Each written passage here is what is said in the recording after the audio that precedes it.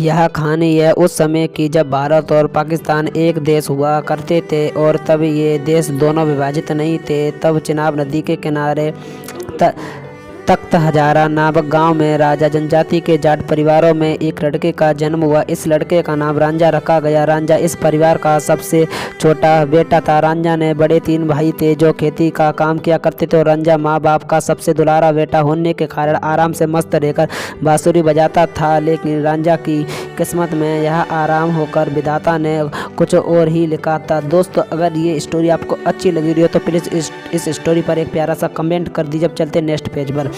रांझा की भाभीियों के द्वारा गृह कलेश के कारण रांझा अपना घर छोड़ दिया और इधर उधर भटकने लगा। रांझा भटकते भटकते हुए हीर के गांव जंग पंजाब अब पाकिस्तान में जा पहुंचा। उसने वहां पहली बार हीर को देखा और पहली नज़र में ही रांझा को हीर से प्यार हो गया। हीर सियाल जनजाति में पैदा हुआ था। एक अमीर परिवार की लड़की थी और जब हीर ने जवान नवयुवक रांझा को देखा तो हीर भी उसे अपना दिल दे बैठी। हीर नहीं चाहती थी कि रांझा उसे छोड़कर कहीं और जाए, इसलिए हीर ने रांझा को अपने पिता से कहकर गाय भैंस चराने के काम पर लगवा दिया और साथ ही साथ हीर राजा छुप छुप कर मुलाकात करने लगे थे। अब चलते दोस्तों नेक्स्ट पेज पर।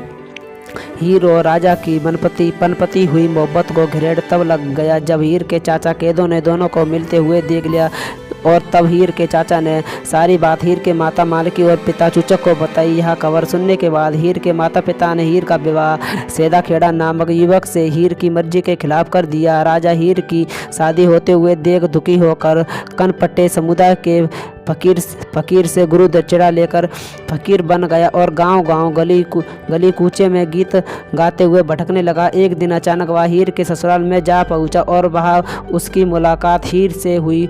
उन दोनों ने वहां से भाग जाने की योजना बनाई। इस योजना में हीर और राजा काफ़ी हद तक कामयाब भी हो गए, लेकिन स्थानीय राजा के द्वारा पकड़े जाने पर दोनों को कड़ा इम्तिहान देना पड़ा। इस इम्तिहान के साथ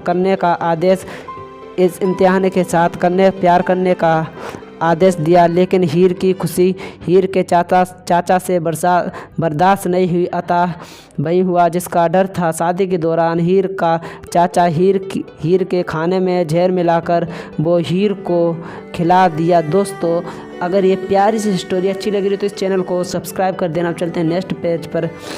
देता है और जहर वाला खाना खाने के कारण हीर की मौत हो गई। जब यह बात राजा को पता चली कि हीर इस दुनिया में नहीं है तो उसने भी उस जहर वाले खाने को खा कर खुदकुशी कर ली। और इस कहानी का अंत भी बाकी प्रसिद्ध प्रेम कहानियों की तरह बेहद सुखद होता है। आज भी हीर राजा की मजार जंग पाकिस्तान में मौजूद है और वहां आज भी लाखों प्रेमी अपने मन में सुखी जीवन की कामना के लिए आते हैं। वीडियो अच्छी लगी तो वीडियो